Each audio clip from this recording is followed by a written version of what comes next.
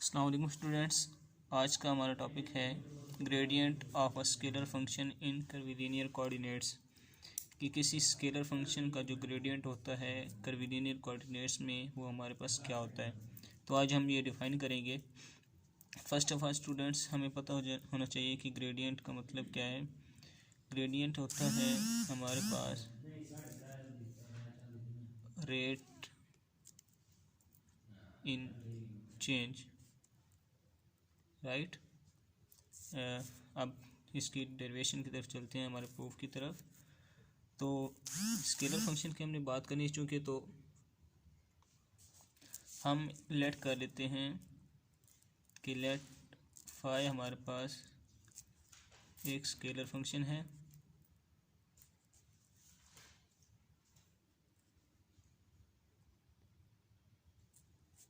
Then क्या होगा, हम इस स्केलर फंक्शन पे डेल ऑपरेट करेंगे।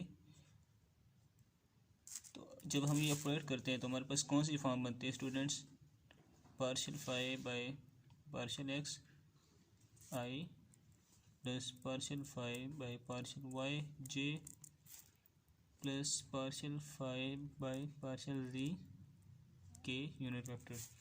जब हमने एक स्केलर फंक्शन फाई लिया, ये फाई लें या साई लें, कोई भी स्केलर फंक्शन आप ले सकते हैं, लिया हमने, उस पर हमने डेल ऑपरेटर अप्लाई कर दिया तो हमारे पास ये फॉर्म बन गई।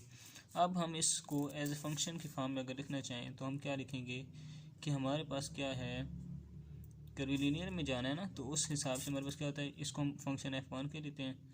और देखें कर्विलिनियर में हमारे पास जो यूनिट वेक्टर होते हैं वो e1 e2 एंड e3 होते हैं।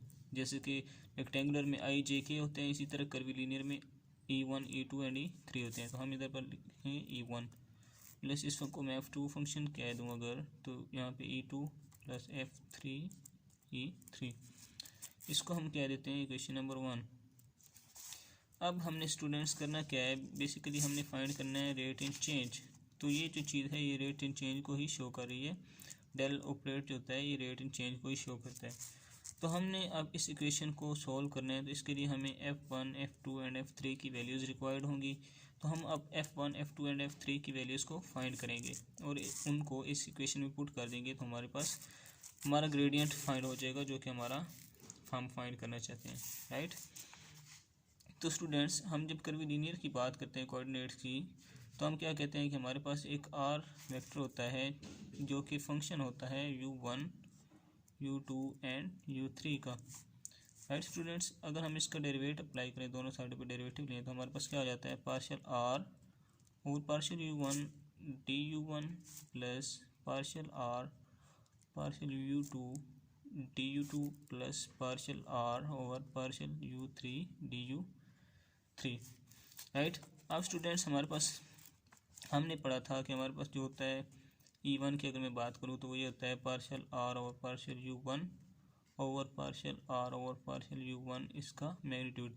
मतलब टेंजेंट यूनिट वेक्टर जो होता है, इसे हम टेंजेंट यूनिट वेक्टर कहते हैं, वो किसकी इक्वल होता है, वो हमारे पास इक्वल होता है पार्शियल आर पार्शियल u1 और इसकी मार्क की इक्वल होता है बटा। अब इसको हम कहते थे h1 जो कि हमारे पास स्केल फैक्टर था। तो ये h1 इधर डिवाइड हो रहा है तो इधर जाकर मल्टीप्लाई हो जाएगा, ये बन जाएगा h1 e1 is equal to partial r over partial u1।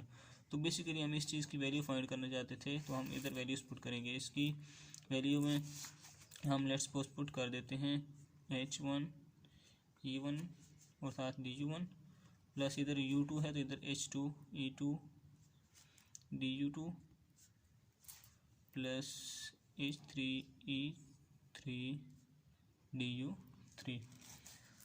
Hope so कि आपको समझ आ जाए, क्योंकि अब इनको हम थोड़ा रिप्लेस कर लेते हैं, जगह इनकी प्लेसमेंट सही कर लेते हैं। आएगा h1 du1 e1 plus h2 du2 e2 plus h3 du3 e3। ये मैं इनको इस साइड पे क्यों बनाया, जैसे कि हम लिखते हैं xi plus yj plus zk।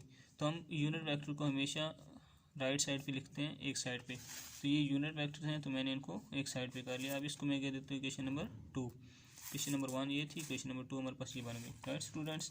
अब हम क्या करते हैं, हम फाइंड करते हैं इन इक्वेशन 1 और 2 का हम लेते हैं dot product, taking dot product of equation 1 and 2।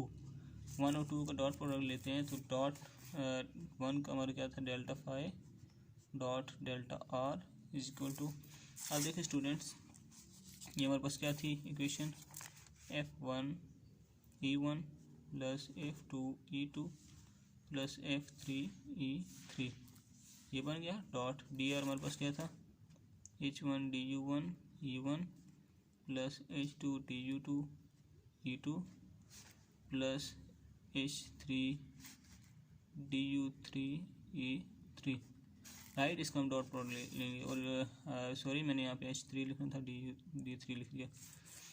अब इनका डॉट प्रोडक्ट लेंगे स्टूडेंट्स, जैसे कि हमने पढ़ा हुआ है कि हमारे पास क्या होता है कि x i plus Y j plus जी के आ जाए, इसका हमने डॉट प्रोडक्ट लेना हो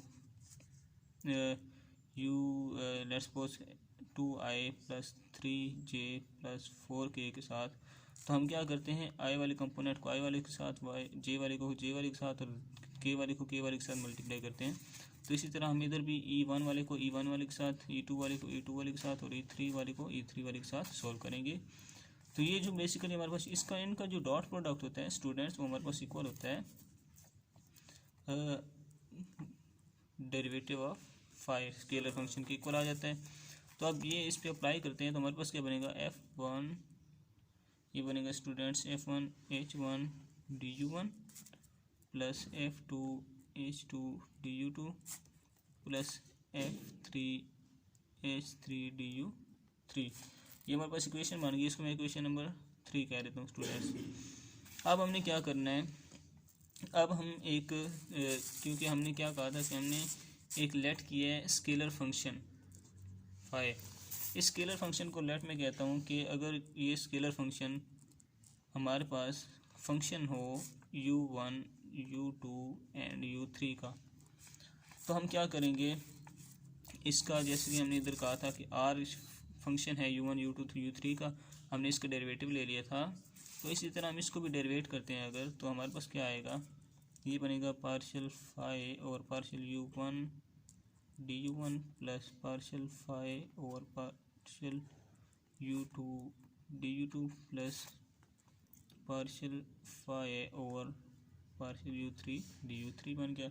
ये हमारे पास एक इक्वेशन ड्राइव हो चुकी है, इसको मैं इक्वेशन नंबर 4 कह देता हूँ। अब स्टूडेंट्स हम क्या करेंगे, हमारे पास ये क्या है डी फाई, ये क्या है डी फाई है, हम इन दोनों इक्वेशनों को आपस में कंपेयर करेंगे, इक्वेशन नंबर 3 और 4 को। जब हम कंपेयर करेंगे तो स्टूडेंट्स आप नोट करें तो हमारे पास जो है F1 H1 जो है ये इसके साथ कंपेयर होगा, देखें ना ये DU1 अगर हम ये चीज़ छोड़ दें तो ये जो है वो इसके साथ कंपेयर हो जाएगा और ये जो चीज़ है वो इसके साथ कंपेयर हो जाएगी, ये सेम चीज़ें हैं, ये आपस में सेम ही रहेंगी। तो अगर हम इनको कंपेयर करें स्टूडेंट्स, देखें जब हम DU1 की बात करेंगे तो ये दोनों चीज़ें कंपेयर होंगी, जब DU2 की बात करेंगे तो ये कंपेयर होंगी, जब DU3 की बात करेंगे तो ये दोनों कंपेयर होंगी। तो हम अब इनको कंपेयर करके देखते हैं students. Comparing by comparing equation 3 and 4, हमने कहा जब हम DU1 की बात करते हैं तो हमारे पास क्या कंपेयर होगा, F1 H1 will be equal to होगा, इसकी बात जब करते हैं तो ये होगा partial phi over partial U1 के, और जब DU2 की बात करते हैं तो ये बनता है F2 H2 partial phi over partial U2, और इसी तरह जब हम बात करते हैं DU3 की तो ये इक्वल आता है F3 H3 is equal to partial phi over partial U3। अब इसको अगर हम यहाँ से देखें, बेसिकली हमने क्या फाइंड करना था, मैंने आपको बताया था कि हमने फाइंड करना है F1 की वैल्यू को, F2 की और F3 की वैल्यू को फाइंड करके इस इक्वेशन के अंदर पुट करना है। तो अब हम यहाँ से फाइंड करते हैं इनकी वैल्यूज़ को, F1 F2 और F3 की। F1 की अगर हम वैल्यू फाइंड करें तो ये H इधर मल्टीप्लाई हो रहा है, इधर आकर डिवाइड हो जाएगा, ये बन जाएगा F1 is equal to 1 over H1 partial phi over partial U1, ये बन जाएगा F2 is equal to 1 over H2 partial phi over partial u2, ये बन जाएगा f3 will be equal to 1 over h3 partial phi over partial u3। अब ये values जो हमारे पास आ गई हैं हम इनको पुट करते हैं, put values of f1 f2 and f3 in equation number 1। जब हम पुट करेंगे तो हमारे पास क्या बनेगा students, partial phi is equal to 1 over h1 partial phi partial u1 e1 plus 1 over h2 partial phi over partial u2 e2 plus 1 over h3 partial phi over partial u3 e3। तो ये students हमने basically change in find करना था, हमने change find कर लिया। ये हमारा ग्रेडियंट की इक्वेशन है और ये जो है ये आपको नेक्स्ट क्वेश्चन में भी यूज़ होगी, तो आपको इसको याद करना पड़ेगा। होप सो कि आपको इसकी समझ, हमारे प्रूफ जो आज का था उसकी समझ आ चुकी होगी। अगर आपको वीडियो पसंद आई हो तो वीडियो को लाइक करें और चैनल को सब्सक्राइब करें। मिलते हैं नेक्स्ट वीडियो में। नेक्स्ट वीडियो में हम डिस्कस करेंगे इसका नेक्स्ट टॉपिक डाइवर्जेंस। आज हमने ग्रेडियंट पढ़ा तो नेक्स्ट वीडियो में हम डिस्कस करेंगे डाइवर्जेंस इन कर्वीलिनियर कोऑर्डिनेट्स। तो आज के लिए इतना ही काफ़ी, मिलते हैं नेक्स्ट वीडियो में। अल्लाह हाफिज़।